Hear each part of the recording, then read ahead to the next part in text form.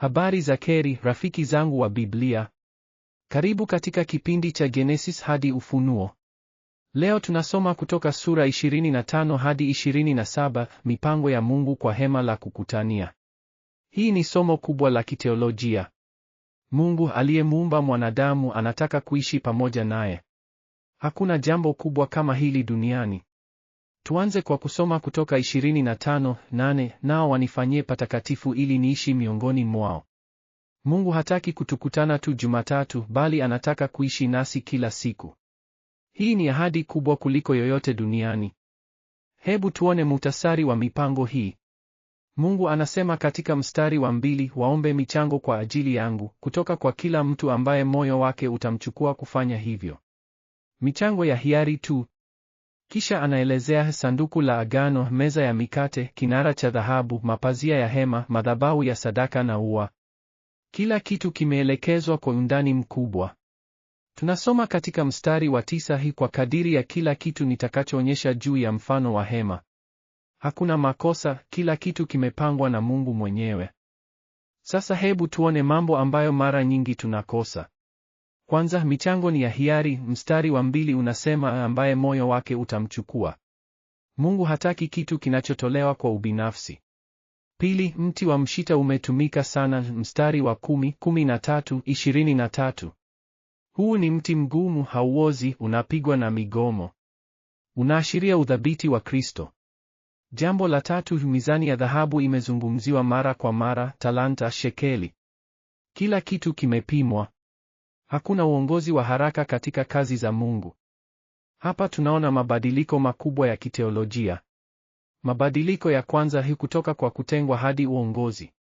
Mungu aliyezungumza kutoka mlimani sasa anataka kuishi pamoja na watu wake.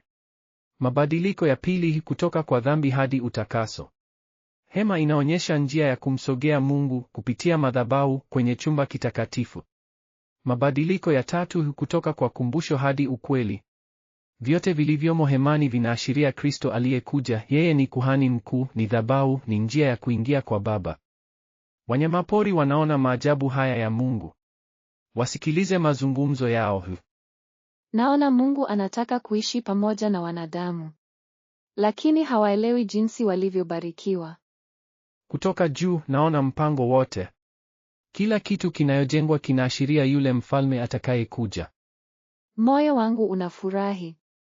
Mungu hataki kutukutana tu, anataka makao. Lakini je, wataishi kwa utakaso? Naona madhabahu ya damu. Kuna gharama ya dhambi. Lakini Mungu ameonyesha njia ya kurudi kwake. Wanadamu hawajui kile wanachokiwa nacho. Mfalme wa anga anataka kuwa jirani wao. Sasa hebu tuone jinsi hii inavyotumika leo. Kwanza, tunapaswa kutoa kwa Mungu kutoka moyoni, si kwa kulazimishwa. Michango yetu, wakati wetu, uongozi wetu, vyote vitoke kwa hiari. Pili, tunapaswa kuelewa kuwa Mungu yu pamoja nasi. Kristo ni hema mpya. Yohana 1:14 inasema neno akafanyika mwili akakaa miongoni mwetu. Tatu, tunapaswa kuishi kwa utakaso tukijua Mungu yu pamoja nasi. Haiwezi kuwa tunamkaribisha Mungu nyumbani mwetu wakati nyumba ni chafu. Tuombe pamoja. Baba wa anga, tunashukuru kwa mpango wako wa kuishi pamoja nasi. Tumeona katika hema jinsi ulivyotuongoza hadi kwa Yesu Kristo. Tufundishe kutoa kwa hiari, kuishi kwa utakaso na kuamini kuwa wewe u pamoja nasi kila siku. Katika jina la Yesu, amina. Tutaonana katika kipindi kijacho. Mungu awabariki. Jiandikishe kwa maudhui zaidi ya kusoma Biblia.